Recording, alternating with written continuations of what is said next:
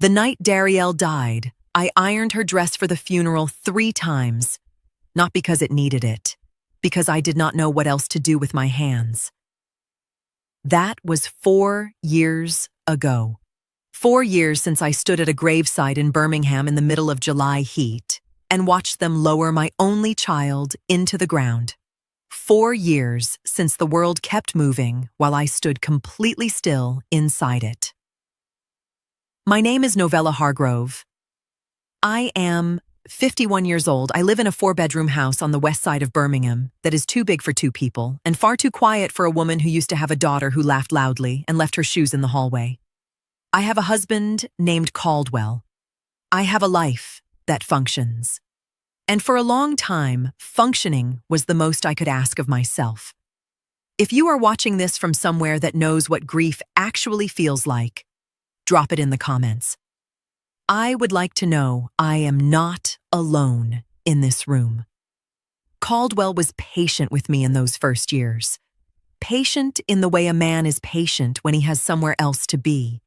He never pushed me to heal faster, never complained when I forgot to cook or sat in Darielle's room until midnight. He simply moved around my grief the way you move around furniture in the dark, carefully, without drawing attention to it. And every Monday morning, without fail, he packed a bag. It was never a large bag, just enough for a day, a change of shirt, his toiletry case, the leather portfolio he carried everywhere. He would set it by the door the night before with the same quiet efficiency he brought to everything. I would hear the zipper from wherever I was in the house and know what it meant. By 7 the next morning, he was gone. By evening, he was back.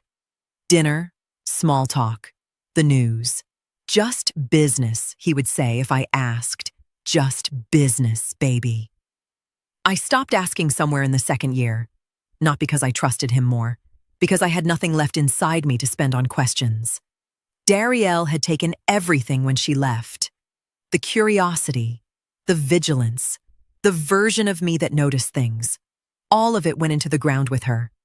I was just a woman keeping a house and breathing in and out and calling that a life. But grief has a season. And somewhere in the past few months, mine began to lift. Not all at once. Nothing that significant ever moves all at once. It came in small moments. A morning I woke up and made coffee and actually tasted it. An afternoon I sat in the garden and felt the sun instead of just seeing it. A slow, quiet return to the surface of my own life. And when I came back to the surface, I started noticing things again. The bag by the door, the Monday departures, the way Caldwell answered just business before I even finished the question. Smooth and immediate, like a man who had rehearsed the answer so many times it no longer required thought. Last Sunday night, I stood in the doorway of our bedroom and watched him pack. Shirts folded neat, toiletry case, portfolio, zipper pulled shut. He looked up and smiled at me. I smiled back, but something had shifted behind my eyes. Something small and quiet, and not yet named. This Monday, I decided, I would not stay home. I did not sleep that Sunday night. I lay beside Caldwell in the dark, listening to him breathe while I stared at the ceiling above our bed, and felt something unfamiliar sitting quietly inside my chest. Not panic, not fear exactly. Just the growing weight of a question my body seemed to recognize before my mind did. By 5 in the morning, he was up. I heard the bathroom light click on, heard the zip of his travel bag, heard the careful silence of a man moving through a house he believed was still asleep. I kept my breathing even. When the front door shut behind him, I counted slowly to 30 before getting out of bed. I had booked my flight the night before using a personal account Caldwell did not know existed. I had opened it years before our marriage simply because I was raised to keep something of my own. Same route he always took. Birmingham to Dallas, early departure. I checked his usual airline schedule a week earlier and booked another carrier, leaving close enough behind his flight not to matter. Same morning, different gate. I dressed in the dark, without turning on the bedroom light, and called a car to the corner instead of the driveway. Small decisions made quietly. The kind you make when you are handling something fragile and do not yet know whether it is dangerous. At the airport, I stayed far enough behind him to disappear into ordinary movement. Caldwell moved through that terminal with the ease of someone following routine rather than traveling for work. That settled wrong inside me immediately. Not nervous, not distracted, comfortable. He stopped at the same coffee stand without looking at the menu. Nodded once at the woman behind the register like she already knew his order. He was not checking meeting confirmations or scrolling through emails. He just moved calmly through the terminal like a man returning somewhere familiar. I boarded after him and sat 3 rows behind across the aisle. He never looked back once. Dallas hit bright and flat and warm. I stayed behind the crowd at baggage claim and watched Caldwell walk directly toward a black sedan waiting near passenger pickup. Not a taxi, not a rideshare. The car was already running before he reached it.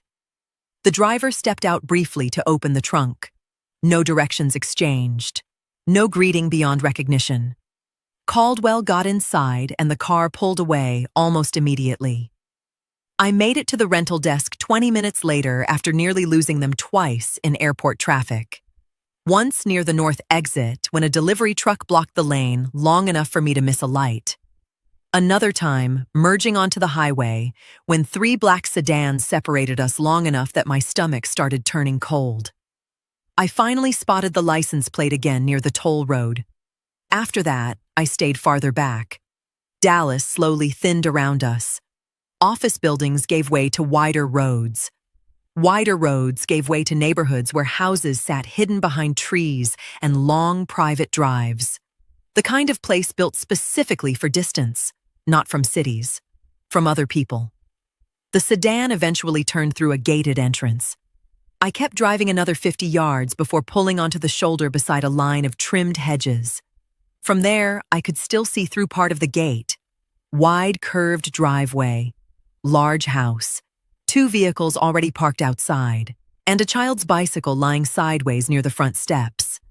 I stared at that bicycle for a long time. Years earlier, Caldwell told me he never wanted children. He said it calmly, like a settled fact about himself rather than a discussion. I had Dariel already, and after enough losses and enough grief, I stopped revisiting the subject. But I kept looking at that bicycle. Nothing about that neighborhood looked temporary. Nothing about those parked cars looked like business. Nothing about the way that driver pulled through those gates looked unfamiliar.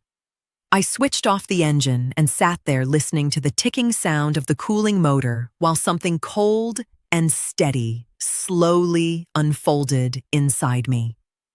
Then I waited. I waited outside that gate for 1 hour and 19 minutes.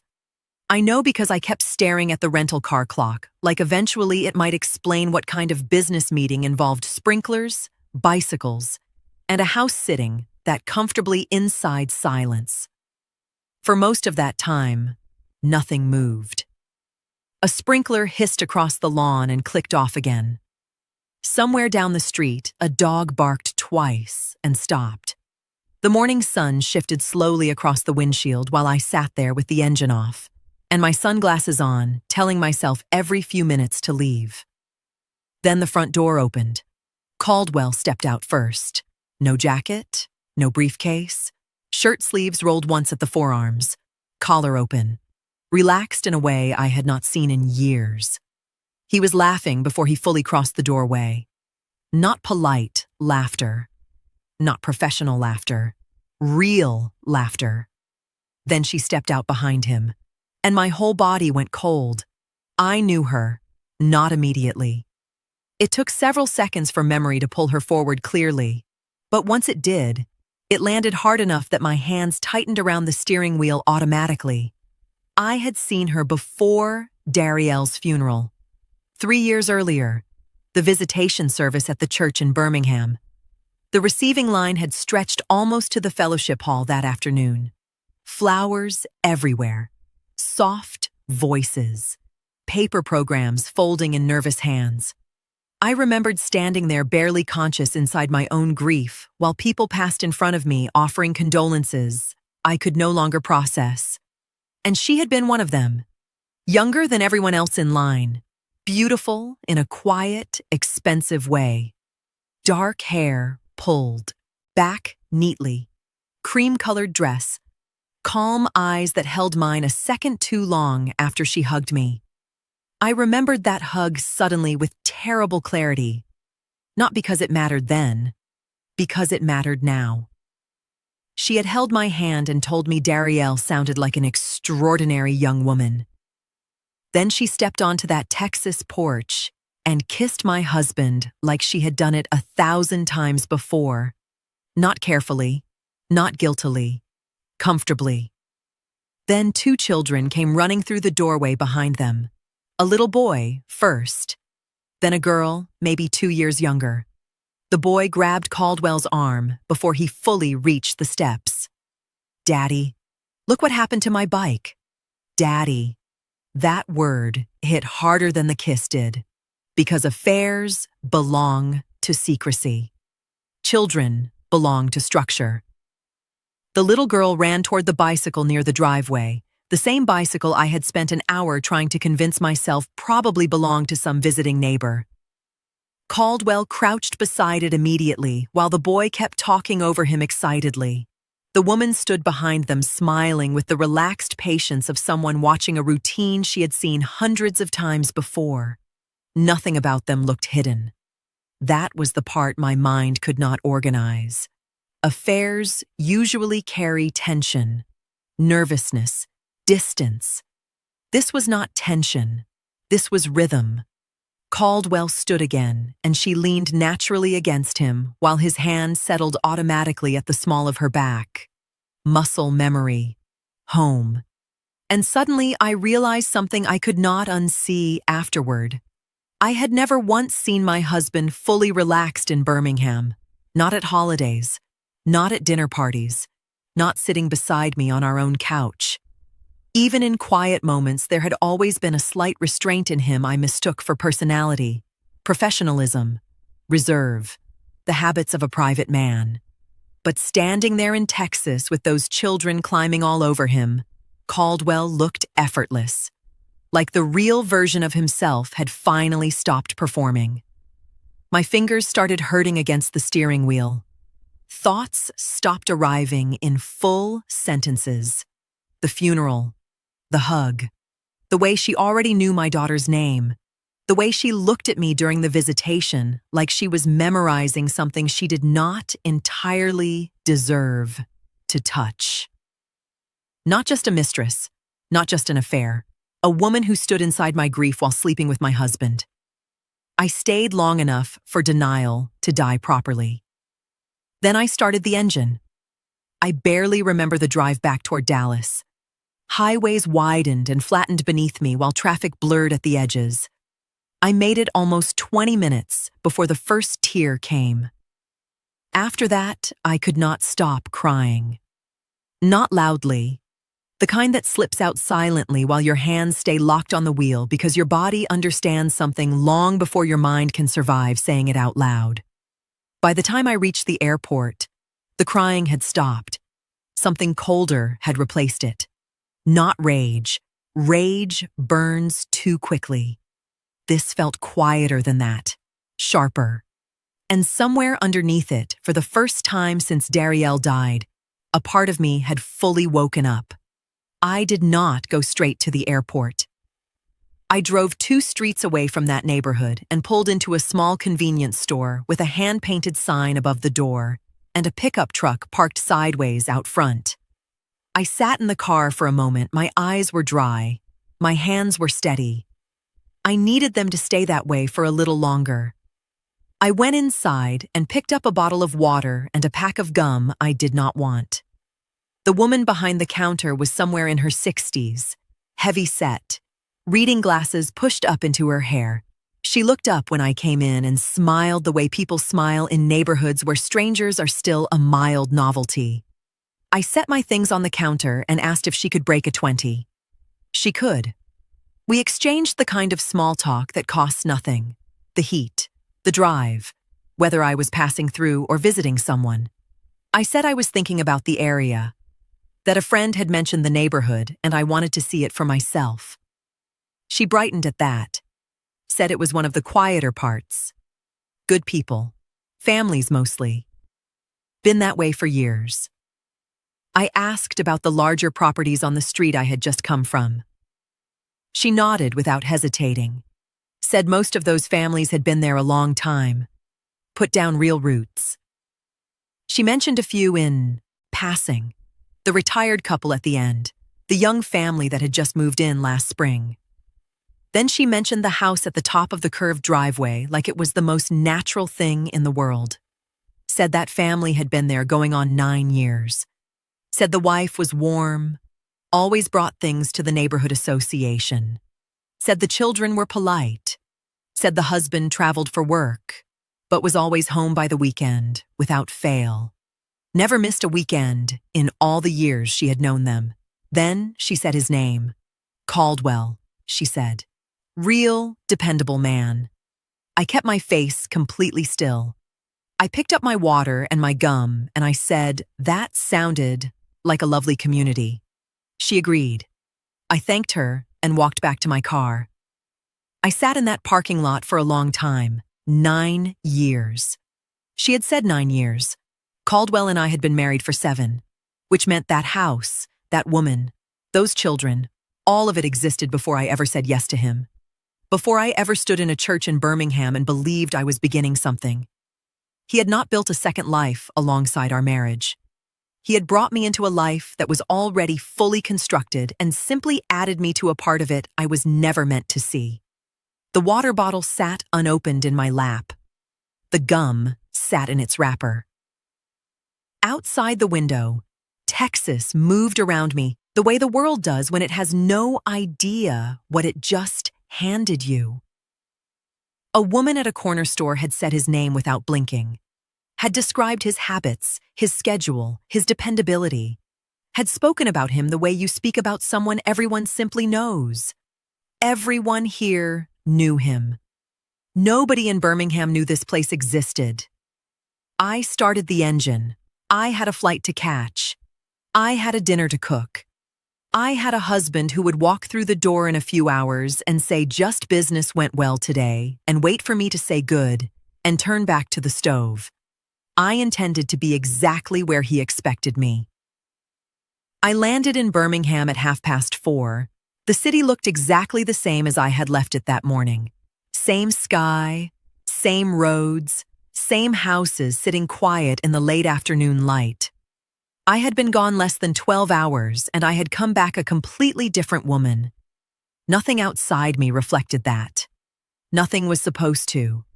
I stopped at the grocery store on the way home, picked up chicken, rice, the green beans Caldwell liked with butter, and a little garlic.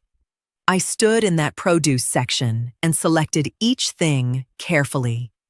Not because I was hungry, because I needed him to walk into a house that felt exactly like the house he had left. At home, I changed my clothes, put the travel ones straight into the wash, and started cooking. The kitchen filled with the smell of something ordinary and warm. I set the table the way I always set it. 2 plates, 2 glasses, folded napkins, everything in its place.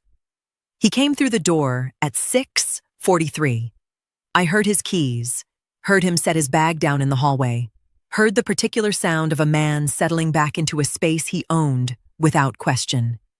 He came into the kitchen and said, "Just business went well today," like he had said it 100 times before. Like the words cost him nothing, like they were simply weather. I said good and turned back to the stove. He sat at the table and talked. I cannot tell you now what he said. Something about traffic, something about a call he had taken on the way home. I made the right sounds at the right intervals and put food on his plate and sat across from him and looked at his face. I had looked at that face for 7 years. I thought I knew every part of it. The way his jaw moved when he was relaxed. The way his eyes went slightly distant when he was performing attentiveness rather than actually listening. I had always noticed that last part and told myself it was just how he was, just his way. I understood now that I had been reading him correctly the whole time. I had simply been too trusting to believe what I was reading. He did not look like a man with anything to hide. That was the most dangerous thing about him. He never had. Whatever Caldwell Voss was underneath the dinner conversation and the just business and the folded napkins, it was buried so deep and maintained so carefully that nothing on the surface ever trembled. I cleared the dishes. I made his coffee. I sat beside him through the evening news and said the appropriate things, and when he reached over and took my hand, I let him hold it. At 11, he fell asleep. I lay beside him in the dark and stared at the ceiling and thought with a clarity I had not felt in years. Not panic, not grief, something colder and more useful than either. I thought about the 9 years, the house, the children, the woman who had shaken my hand and looked me in the eye, the neighbor at the corner store who knew his schedule better than I did. I thought about what I needed before I could move. Documentation, evidence, a clear picture of exactly what I was dealing with before I touched a single piece of it. I would not confront him. Confrontation warns a man, and a warned man becomes careful. He needed to keep believing I was exactly who I had always been. At nearly 3 in the morning, I finally understood what I was actually capable of. Caldwell left for work at 8:15 Tuesday morning. I waited 20 minutes before moving through the house. Not because I thought he would come back, because I had learned over the past 2 days that patience was not emotional. It was tactical. And a woman who rushed after discovering something this large usually destroyed her own advantage before she understood she had one. The filing cabinet sat in the second bedroom Caldwell used as a home office. I stood in the doorway a moment before entering. I had barely been inside that room in years, not because he forbade it, because marriages build habits quietly. You begin respecting certain spaces simply because nothing inside them has ever given you reason not to. The cabinet was unlocked. Of course it was. Men who believe they are trusted stop imagining what discovery looks like. I carried the statements to the kitchen table in 3 careful stacks. Joint accounts only, household accounts, tax folders, utility records, 4 years of paper smelling faintly of dust and printer ink. I started at the oldest statements first. The transfers appeared within 20 minutes. Not dramatic amounts. That was the cleverness of it. 800 here, 1,100 there, sometimes less. Never enough individually to trigger automatic fraud review or force difficult conversations during casual account checks. Caldwell handled most of the finances after Darielle died. I had let him. Grief narrows your field of vision until survival itself starts feeling like full-time work. He knew that. That was the first truly ugly realization sitting at that table. The transfers always appeared Mondays or early Tuesdays. Same destination account every time. The account was registered under a consulting LLC name I did not recognize.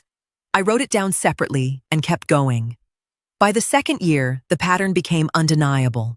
The amounts increased gradually over time alongside our own household income.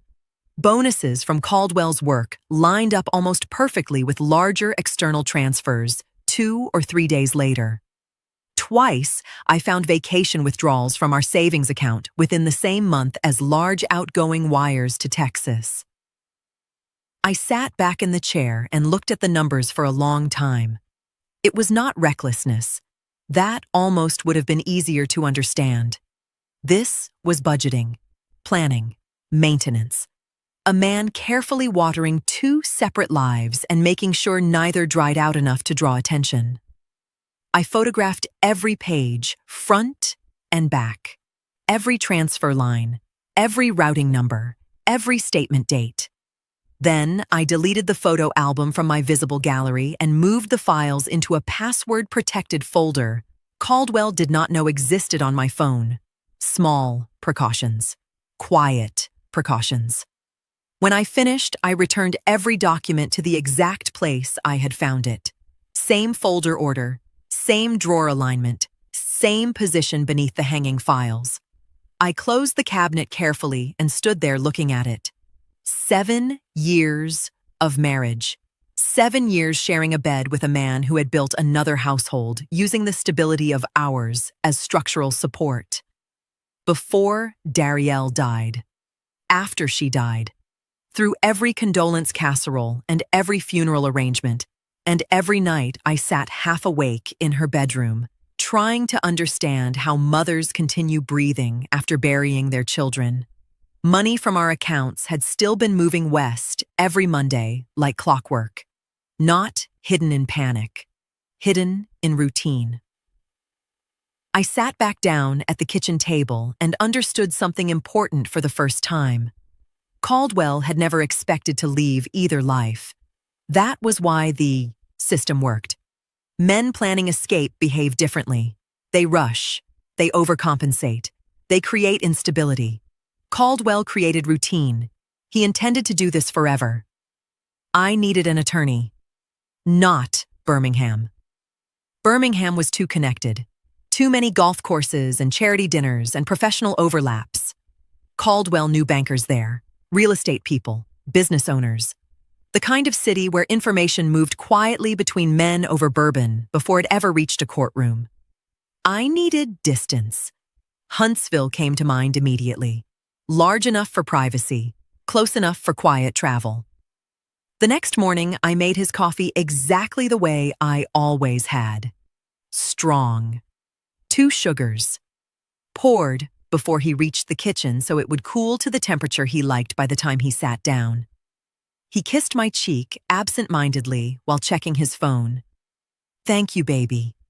Same voice, same face, same ordinary Tuesday. I wiped down the counter slowly and kept my back turned long enough to settle my expression into something safe. Nothing showed. And that frightened me almost as much as the bank statements had.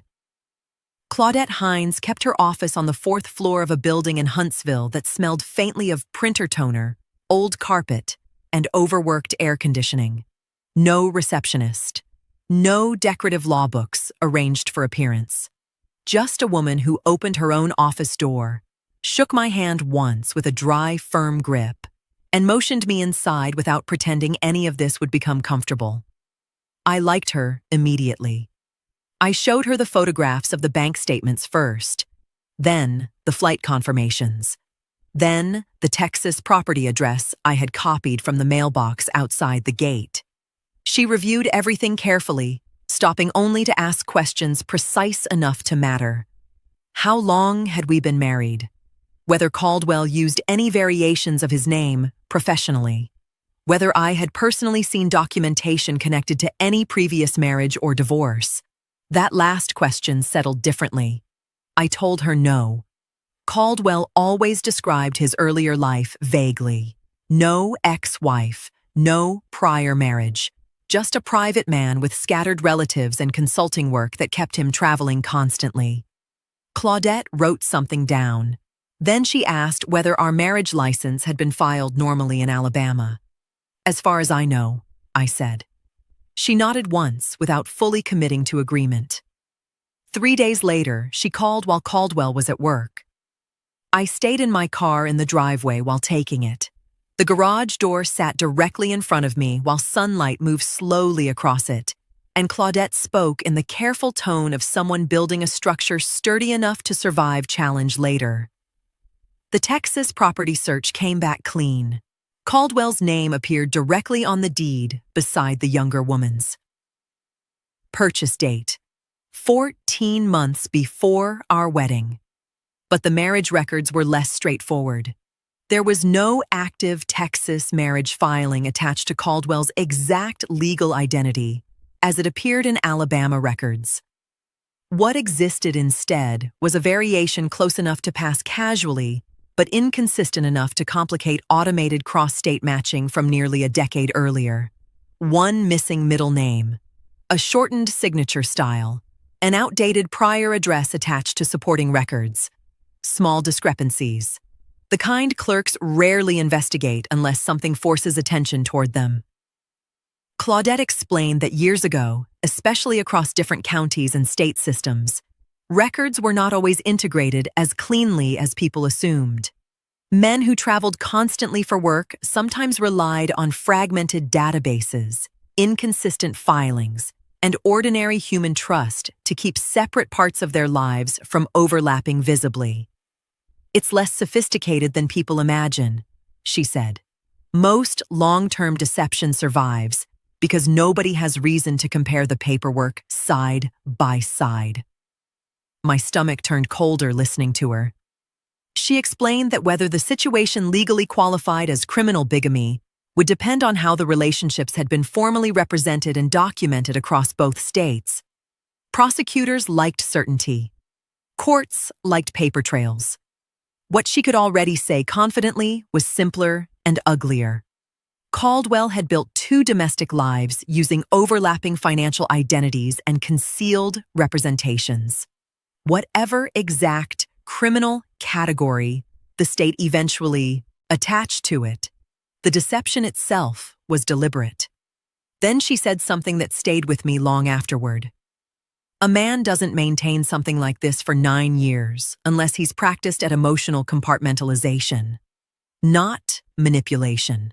Not cheating. Compartmentalization. Like entire families were separate rooms he stepped between depending on the day of the week." I sat there staring at the steering wheel while Claudette outlined what came next. Certified financial records, quiet asset tracing, property filings, documentation requests.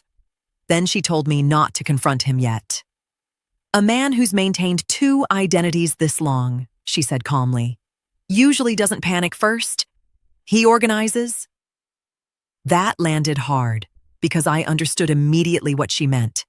The moment Caldwell sensed exposure, documents could disappear, accounts could shift, devices could change. A man capable of sustaining 2 households for nearly a decade would not suddenly collapse emotionally in a kitchen and confess everything. He would start cleaning the structure. I thanked her and ended the call. Then I sat in my driveway another 10 minutes thinking about our wedding. His side of the church had been nearly empty. I remembered asking once whether he wanted to invite more family and him smiling faintly before saying his relatives preferred distance over gatherings. At the time, it sounded mature. Now, it sounded managed. Everything about Caldwell suddenly looked managed. The travel, the restraint, the careful calm. Even the patience he showed me after Darielle died felt different in memory now. Less like tenderness, more like a man preserving stability inside one compartment while protecting another. I went inside before he got home. Washed rice, seasoned chicken, set the table for 2. At 6:43, I heard his keys at the front door. And for the first time since I had known him, I understood the most dangerous thing about Caldwell Voss was not how well he lied. It was how ordinary he looked while doing it. I told myself I was doing it for closure. That was the word I used when I reached out to the people from Darielle's world. The friends, the co-workers, the women she had brunched with on Saturdays before everything stopped. I sent careful messages. Said I was finally in a place where I wanted to remember her properly. Said I hoped we could sit together sometime and just talk about her. Most people responded warmly. A few did not respond at all. That was grief. It moved differently in everyone it touched. I met 4 of them over the course of 2 weeks. Coffee shops mostly. One at a park where Darielle used to run on Sunday mornings. Each conversation gave me something, a memory, a laugh that surprised me, a story I had not heard before. Nothing I was looking for because I did not yet know I was looking. Then I sat down with Nadine. We met at a small coffee shop off 4th Avenue on a Wednesday morning. Nadine had been Darielle's closest friend since they were 19 years old. She had sat in the front row at the funeral and had not let go of my hand through the entire service. I had not seen her since. She hugged me at the door, held on a beat longer than necessary, the way people do when they have been carrying something they did not ask to carry. We ordered and sat and talked about Darielle the way you talk about someone you both loved. Carefully at first, then with more ease, then with the particular warmth that only shared memory produces. For the first 30 minutes, everything felt like what I had told myself it was. Closure, remembrance, two women who missed the same person. Then I asked Nadine how she had been. Really been. The shift was small enough that someone not paying attention would have missed it. Her hands moved to her cup and stayed there. Her eyes dropped briefly and came back up, and when they did, something behind them had changed. Not grief. Something more deliberate. The look of a person who has spent a long time deciding what to say when a specific conversation finally arrived. I did not fill the silence. I had learned in the past few weeks that silence, held steadily, did more work than any question. She asked me how I was managing. I said I was doing what needed to be done. Something in the way I said, it made her look at me more carefully, like she was measuring something she could not quite name. We stayed another 40 minutes. The conversation found its footing again, but it never fully returned to where it had been before her hands moved to that cup. When we stood to leave, she held my coat while I put it on and said she had thought about calling me many times over the past 4 years. I turned to look at her. I asked quietly what had stopped her. Nadine looked down at her hands the way a person looks at something they have been holding in the dark for so long they are no longer sure they can set it down in the light. The coffee shop moved around us. Someone laughed at a table nearby. A chair scraped the floor. Then she looked up at me. She said one word, Caldwell. Nadine was already seated when I arrived. Same coffee shop, same corner table near the window. But this time, there was no careful circling around memory pretending we were two women simply revisiting grief politely over coffee. We were past that. She had both hands wrapped around a cup she had not touched. Her eyes looked swollen beneath the makeup she had tried to use anyway. I sat down across from her and asked the question immediately. Whether Darielle had seemed worried in those final weeks. Whether something had happened before her death that I never knew about. Nadine stared at the table for a long time before answering. Then she said yes. 6 weeks before Darielle died. She showed up at Nadine's apartment after 9 at night carrying Caldwell's phone in her hand. Not crying. Not panicked. Quiet. Nadine said that was what frightened her most afterward, how controlled Darielle had been. Like someone concentrating so hard on staying rational that emotion had nowhere left to go. She told Nadine she had borrowed Caldwell's phone earlier that evening because hers was charging upstairs. While she had it, a message came through. A photograph. A younger woman standing in front of a house with 2 children beside her. One child holding up a school certificate toward the camera proudly. The caption underneath said, "We miss you already. Monday can't come fast enough. No secrecy in it. No coded language." The message read like it belonged inside an ordinary marriage. Darielle handed the phone back without saying anything. Waited until Caldwell stepped outside to take a work call. Then she went through what she could before the screen locked again. Contacts, messages, flight confirmations. Enough to understand the shape of something terrible without yet knowing its full size. Nadine said Darielle came straight to her apartment afterward because she needed another person to tell her she was not imagining what she had seen. I could picture it too clearly. My daughter sitting exactly where I sat now, hands cold around a coffee cup, trying to organize betrayal into sentences logical enough to survive hearing aloud. "She didn't want to tell you yet," Nadine said quietly. I looked up at her. Nadine swallowed once before continuing. Darielle was afraid of what the truth would do to me so soon after everything our family had already survived. She kept saying you were finally beginning to stabilize again after years of grief and depression, and she did not want to destroy you with accusations she could not fully prove yet. So she decided to verify it first, not dramatically, carefully.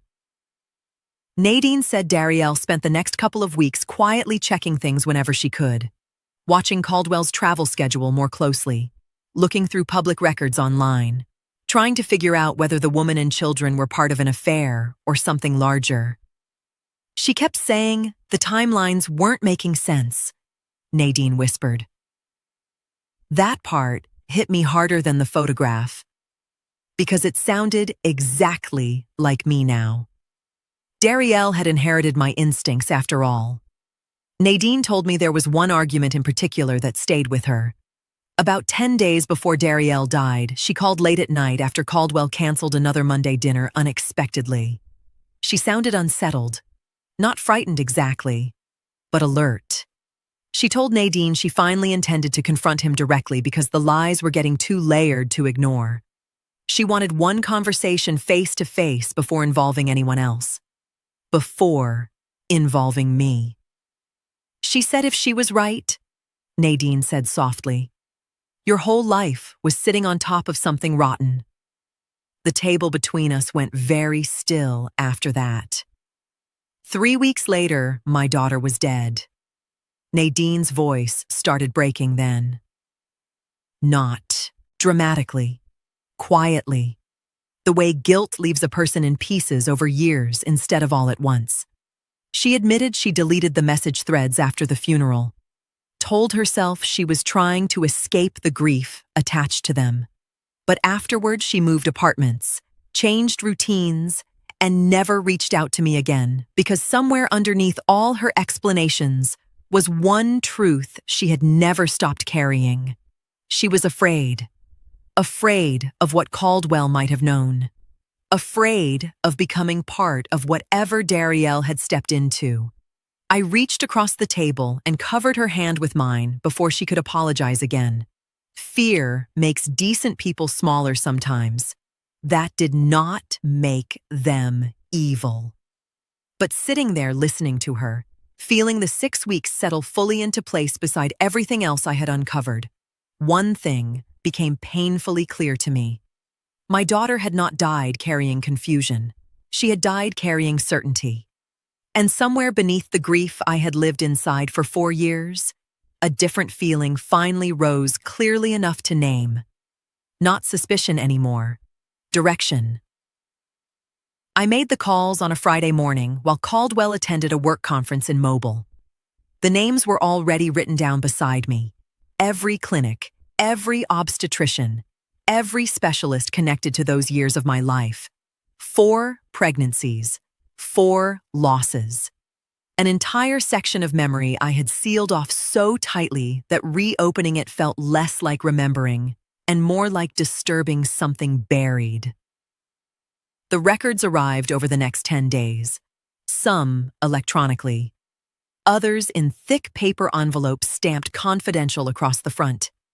I stacked everything on the kitchen table beside my coffee and reviewed the files one appointment at a time the same way I had reviewed the bank statements. Slowly, carefully, without letting emotion outrun evidence. At first, all I found was grief translated into medical language, fetal distress, inflammatory complications, maternal exhaustion, nutritional deficiencies, second trimester loss without definitive cause. The same cautious phrases repeated across years, by different physicians trying to document outcomes. Medicine itself does not always fully explain. That part mattered to me, because before I questioned anyone else's honesty, I needed to remain honest with myself. Pregnancy loss happens. Repeated pregnancy loss happens. Doctors sometimes never find a complete answer, even after extensive testing. I knew that. I respected that. But by the 3rd file, something began pressing at me anyway. Not certainty, Consistency. The symptom timelines before each loss carried similarities difficult to ignore once they sat beside each other. Prolonged digestive distress, exhaustion resistant to treatment, rapid nutritional depletion despite supplementation, notes describing unexplained weight instability during pregnancies where I was reportedly following physician guidance carefully. I leaned back slowly in the chair. Then I remembered the teas. Caldwell prepared them personally during every pregnancy.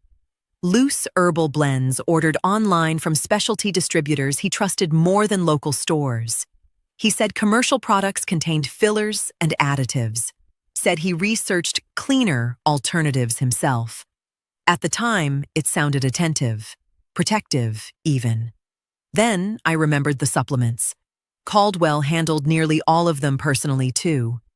Whenever a physician recommended a prenatal brand, he often replaced it afterward with something he claimed was higher quality or more natural. None of this proved harm. That distinction mattered enormously. Controlling behavior is not poisoning. Suspicion is not evidence. And grief can distort patterns into conclusions if you are not disciplined enough to resist it. I repeated that to myself several times sitting there at the kitchen table. Still, something underneath the records would not settle. Not panic, not accusation, concern.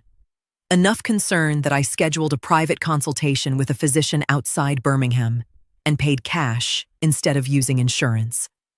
I brought copies of the records, highlighted timelines, and a handwritten list of the supplements and herbal products I could still remember. I did not walk into her office claiming Caldwell caused anything. I walked in asking whether the patterns justified concern at all. That difference mattered too. The physician spent nearly 40 minutes reviewing everything before speaking. She explained immediately that recurrent second trimester loss can occur for many legitimate medical reasons, and that retrospective analysis years later is medically limited without preserved samples, contemporaneous laboratory testing, or documented toxic exposure during the pregnancies themselves. Then she paused and asked whether any of the supplements or herbal compounds had ever been independently verified through my treating physicians. I said no. Had I personally researched the ingredient compositions at the time? No. Had any packaging or ingredient lists been preserved? Not that I knew of. She nodded slowly. Then she chose her next words carefully enough that I still remember them exactly. Unregulated supplements and concentrated herbal compounds can sometimes complicate pregnancies in ways patients don't fully recognize while events are unfolding. Not murder. Not poisoning. Complicate. That word stayed with me. Before I left, she referred me to a toxicologist who occasionally handled retrospective exposure consultations, connected mostly to industrial or environmental investigations. Then she reminded me again that historical reconstruction rarely produces certainty. I trusted her more for saying that, because certainty was not what I was building. I drove home afterward and sat in my driveway with both hands resting on the steering wheel. What I had now was not evidence of homicide. It was something quieter and more difficult to dismiss completely. A documented history of control. Control over finances, control over information, control over identities, and possibly, at minimum, unusual influence over substances introduced into my body during pregnancies, where troubling medical similarities repeated over time. Maybe it would never become criminal. Maybe it would remain only a disturbing pattern. Medicine could no longer fully untangle years later. But patterns still matter, especially when attached to men already living double lives. I went inside before Caldwell got home, washed my hands at the kitchen sink, and started dinner. Nothing showed on my face. And by then, I understood how dangerous that had become. Claudette called me on a Monday morning. I noticed the day immediately without saying so. Mondays no longer felt like part of a week. They felt attached to Caldwell somehow, stitched underneath my marriage like a second layer of fabric I had only recently discovered was there. She told me she had spent the past 2 weeks making discreet inquiries into the original investigation surrounding Darielle's death. Most of the responses were exactly what she expected: closed file, limited cooperation, institutional caution. Departments do not revisit old conclusions eagerly, especially not after years have passed and paperwork has settled into official history. But one thing had surfaced. During the final phase of the investigation, one detective had filed an internal follow-up memorandum, questioning parts of the established timeline. Not enough to challenge the official findings, not enough to reopen anything. Just several inconsistencies he believed warranted additional interviews and clarification before the file was finalized. Before that happened, his division was absorbed during a departmental restructuring. Supervisors changed. Caseloads shifted. The memorandum remained attached to the file, but never advanced beyond internal review. Nothing came from it. The detective retired 3 years later. Claudette said a former prosecutor she trusted still knew him personally. If I wanted, she could arrange an informal conversation. Nothing official. Just a retired investigator willing to review the material privately and tell us whether any of it realistically justified pushing for departmental reevaluation. I said yes before she finished asking. His name was Harlan Cobb. He lived outside Birmingham on a quiet stretch of road lined with pine trees and wide properties, sitting far back from the pavement. The house looked lived in rather than curated. Weathered railing. Wind chimes moving softly near the porch. An aging pickup truck in the driveway carrying enough rust to suggest attachment instead of neglect. He answered the door himself. Tall, gray-haired. Calm eyes that missed very little. I introduced myself and told him Claudette Hines had sent me. Then I told him I had documents he needed to see before deciding whether the conversation should continue. That seemed to matter to him. He stepped aside and let me in. The kitchen table was old wood, worn smooth by years of use. I laid everything out carefully while he watched in silence. The financial records, the Texas property filings, the timeline Claudette prepared showing overlapping identities, travel schedules, and concealed transfers. Nadine's signed statement detailing what Darielle discovered 6 weeks before her death. The medical summaries and toxicology consultation notes, clearly labeled preliminary, limited, and medically inconclusive. That distinction mattered deeply to me now. I was no longer interested in dramatic accusations unsupported by evidence. If this moved forward at all, it needed to survive scrutiny from people trained to dismantle weak conclusions for a living. Harlan sat down and began reading. I stayed quiet. A wall clock ticked steadily above the sink while he worked through the documents 1 page at a time. Occasionally, he stopped to reread something. Once he leaned back in his chair and stared at the ceiling several seconds before continuing. Finally, he set the papers down. What he said next made me trust him immediately. He told me none of the material automatically proved homicide or prosecutable misconduct connected to Darielle's death.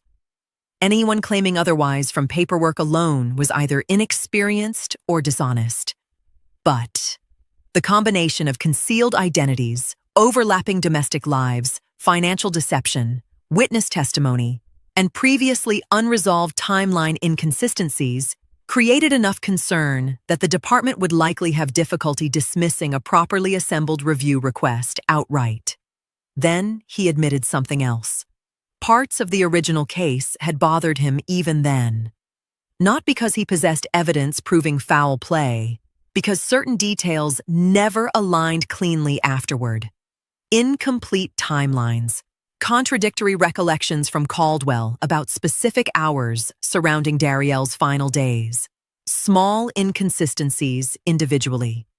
But investigators learn over time that clusters of small inconsistencies sometimes deserve a second look. He repeated several things carefully. A review was not a reopening. A reopening was not a prosecution. and suspicion was not proof. I appreciated every one of those distinctions. Real investigations move slowly because consequences matter. Harlan explained what would be required if we wanted the department to take any formal review seriously.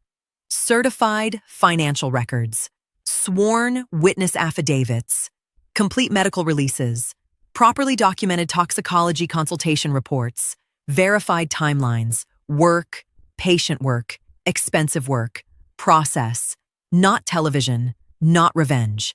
I told him I would get whatever was necessary. He walked me to my car afterward. Before I opened the door, he stopped beside me and spoke quietly. "Most people don't come back once a file closes," he said. "Eventually they convince themselves surviving has to be enough." I looked at him. "And?" He nodded once toward the folder in my hands. "Sometimes it isn't." I drove home with the windows cracked against the Alabama heat. Caldwell was already sitting at the kitchen table when I arrived, talking casually about airport delays while I placed dinner in front of him. And throughout the entire meal, not one thing showed on my face. Claudette walked me through it the day before. She was precise about what I could and could not say without creating legal exposure for myself. I was not to make accusations I could not document. I was not to record the call without disclosure. I was to lead with questions and let the other woman's responses build the picture. If she became hostile, I was to disengage and let Claudette handle further contact through official channels. I listened to all of it and agreed to all of it. I made the call on a Wednesday evening from my car parked 2 streets from my house. Caldwell was inside. The television was on. I had told him I needed some air. He had not looked up from the screen. She answered on the 3rd ring. Her voice was warm and unhurried in the way of someone who was not expecting anything difficult. I asked her how long she had known Caldwell Voss. The warmth left her voice immediately, not replaced by hostility, replaced by something more careful. A silence that lasted long enough to confirm she had questions of her own that had never found the right shape to be asked. She said almost 9 years. Then she asked who I was. I told her I was his wife, legally. Married 7 years ago in Birmingham, Alabama, 14 months after the property she lived in was purchased in both their names. The silence this time was different, longer. The kind of silence that happens when a person's mind is moving faster than their ability to respond to what it is finding. Then she said, Caldwell had told her his wife passed away, that he was a widower, that he had spent years alone before he found her. She said it slowly, the way you repeat something back when you are hearing for the first time how completely you were deceived. I told her I was very much alive. I heard her exhale, one long, slow breath that carried something I recognized. Not because I had made that sound myself, but because I had sat across from Nadine and heard 4 years of silence finally release itself into the air between us. I told her about the Monday trips, the bank transfers moving from our joint account to an external account every week without fail, the property deed and what it showed about timing, the formal review that was now active and what it concerned. I kept my voice level and my language plain. I gave her facts in the order they were most useful, and I did not editorialize. She did not deny any of it. She did not defend him. She asked 2 questions, whether her children were at legal risk and whether she had any standing given that the marriage was not legal. I told her those were exactly the questions Claudette Hines was prepared to answer, and that I would have her call her directly. By the end of the call, we had not become friends. That was not what either of us needed. What we had become was something more durable than that. 2 women in 2 different cities who now held the same documented truth and understood that their interests were no longer in conflict. She agreed to cooperate before I asked. I sat in my car after the call ended and looked at the light coming through the front window of my house. Caldwell's silhouette moved across it once and was gone. He had told her I was dead. He had buried me before he ever had the chance to. Harlan submitted the formal review package on a Monday morning. I knew because he called me afterward from his truck before driving home. He said the materials had been logged through the proper departmental channel with supporting documentation attached: certified financial records, Nadine's signed affidavit, medical summaries, timeline inconsistencies, and the toxicologist's preliminary consultation report. Then he told me something else. The department had not responded enthusiastically. One supervisor initially recommended declining further review altogether due to insufficient forensic certainty and the age of the case. Another argued the financial fraud and concealed identities justified at least a secondary evaluation by internal review staff before any formal decision was made. That's where it sits right now, Harlan said, in argument. Oddly enough, hearing that made me trust the process more. Real systems resist first. I thanked him and went about my week the same way I had learned to do everything recently, carefully controlled on the surface while entire storms moved underneath. 2 weeks passed, then 3. Claudette filed supplemental documentation midway through the 4th week after the department requested additional verification surrounding the Texas property filings and Caldwell's travel history. One request became another. One signature led to 2 more forms. Some days, it felt less like pursuing truth and more like feeding paper into a machine designed to exhaust people quietly. I understood then why most families stopped. Not because they stopped caring. Because systems require endurance, grief rarely leaves people with. The call finally came on a Tuesday afternoon during the 6th week. I was sitting across from Claudette reviewing updated financial tracing reports when her desk phone rang. She listened for less than 30 seconds before looking at me once and extending the receiver across the desk. The woman on the line introduced herself by name and department title. Her voice carried the particular caution professionals use when every word may later become part of a record. She informed me that following secondary review of the submitted materials, Darielle's case had been formally reassigned for investigative reevaluation under suspicious circumstances, classification pending further inquiry. Not reopened. Re-evaluated. That distinction mattered legally. An investigator from the department's cold case and case integrity division would be contacting me within the next several days to arrange interviews and collect additional documentation. She explained no conclusions had been reached regarding criminal liability and cautioned that re-evaluation did not guarantee prosecution. I thanked her anyway. Then I handed the phone back to Claudette. Neither of us spoke immediately.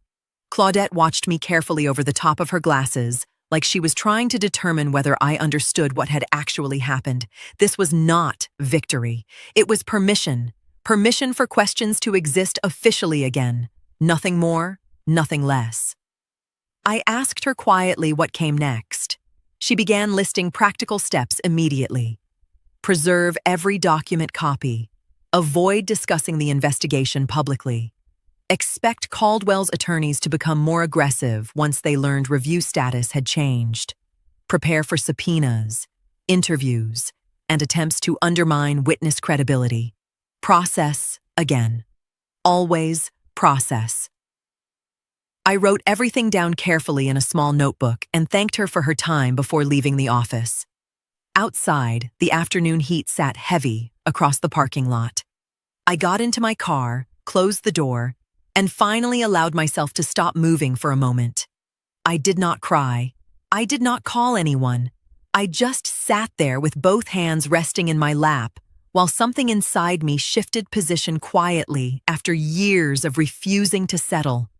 I thought about Darielle during those 6 weeks after she discovered the photograph. Not funeral Darielle, not childhood Darielle. That specific version of my daughter carrying information too large to hold alone. trying to verify facts before hurting her mother, trying to think clearly, trying to approach danger rationally because she believed rationality could still protect people if you handled it carefully enough. I understood her better now than I had while she was alive. That realization hurt more than I expected. Because somewhere during those weeks, she must have realized Caldwell was not simply dishonest. He was organized, experienced, skilled at dividing people from each other emotionally while appearing dependable to all of them separately. And she faced that realization alone. I sat there nearly 20 minutes letting the full weight of that settle without trying to transform it into strategy immediately. When I finally started the engine, my hands were steady. Not because things were over, because they had finally begun moving in a direction truth could survive. Claudette called me at 6:47 Monday morning. I was already awake. I had not slept past 5 in weeks. She said several warrants had been finalized late Friday after coordination between Alabama investigators, Texas authorities, and financial crimes prosecutors reviewing the asset transfers connected to the concealed accounts. She said law enforcement intended to intercept Caldwell before departure, and that I needed to stay home and stay off my phone except for her calls. Her voice carried the calm finality of someone describing machinery already in motion. I said I understood. Then she hung up. I made coffee afterward and sat at the kitchen table, the same table where I had spread out bank statements, medical files, affidavits, timelines, property records. The same table where my marriage had slowly rearranged itself into evidence 1 page at a time. I sat there with my coffee and waited. At 7:15, Caldwell walked out the front door carrying the same leather portfolio and overnight bag he carried every Monday. Same posture, same calm, same unhurried certainty of a man who believed this morning belonged to routine. I watched him through the kitchen window. He never looked back at the house before getting into the car. He never did. I learned what happened at the airport through Claudette first, then the local news later that morning. Law enforcement intercepted him near the terminal entrance before security screening. Financial fraud warrants tied to concealed interstate transfers, falsified filings, and overlapping domestic representations had already been processed through the court by then. The investigators moved quietly enough that most travelers nearby reportedly barely noticed anything unusual until afterward. The phrase used repeatedly in early reporting was, "taken into custody without incident." Without incident. Meaning Caldwell stayed composed. Meaning he understood immediately this was procedural, not emotional. By midday, the fuller reporting started appearing. The financial investigation came first because the documentation was cleanest there. Concealed transfers from marital accounts, overlapping property structures, inconsistent identity filings, attached to 2 domestic lives operating across state lines for nearly a decade. The bigamy-related allegations were included within the broader filing structure, not standing alone. Claudette explained later that prosecutors preferred building outward from provable financial documentation whenever possible, rather than leading with the most dramatic charge available. Paper survives better in court than outrage does. His attorney arrived shortly after booking.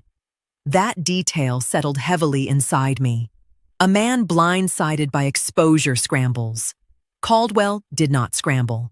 He requested counsel immediately and said almost nothing afterward, according to the reporting. That composure told me more about him than the handcuffs did.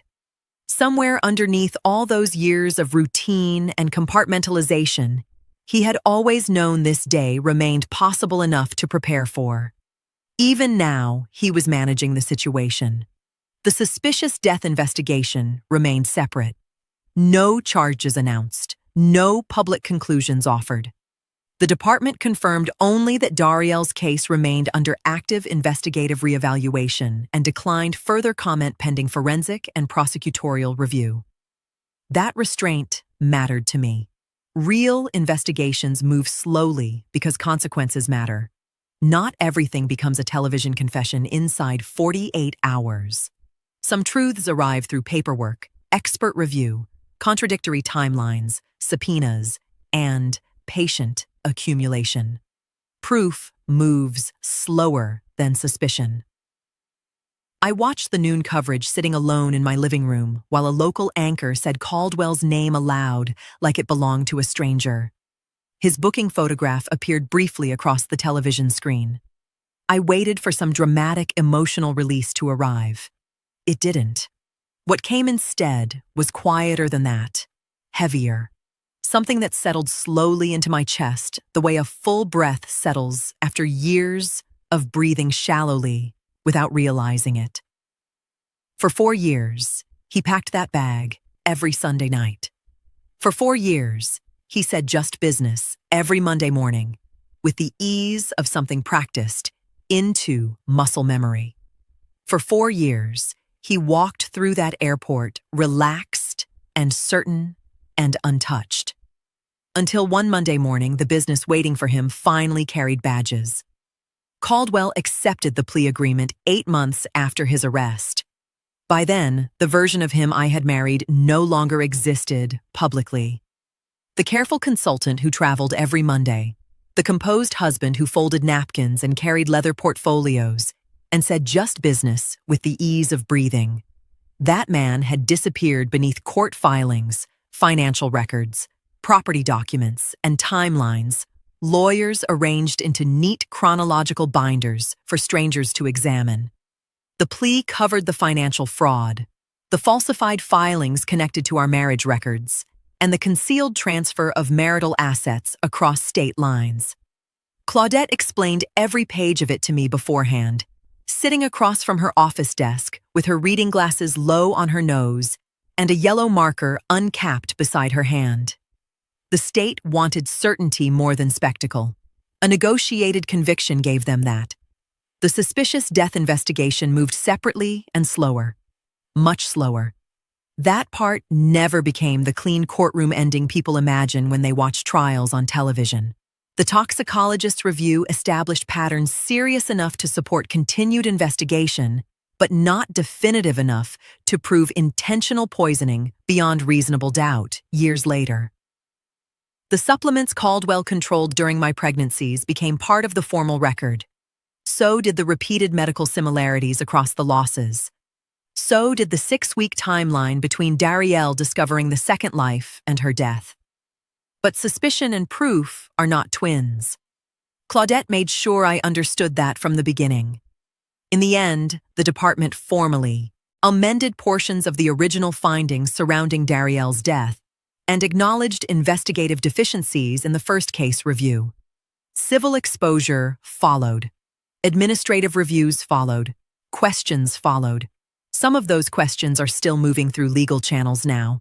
Not every truth arrives in court wearing handcuffs. I had to learn that.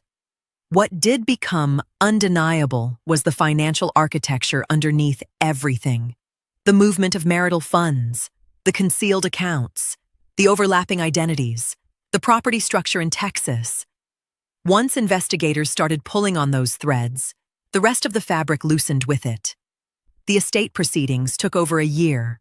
Long meetings, certified records, forensic accountants, boxes of documents that smelled like dust and copier ink. Claudette fought through every delay Caldwell's attorneys attempted to build. Not dramatically, methodically. The way water wears through stone if you leave it long enough. In the end, most of the diverted assets were recovered or frozen. Tamara filed her own civil claims separately.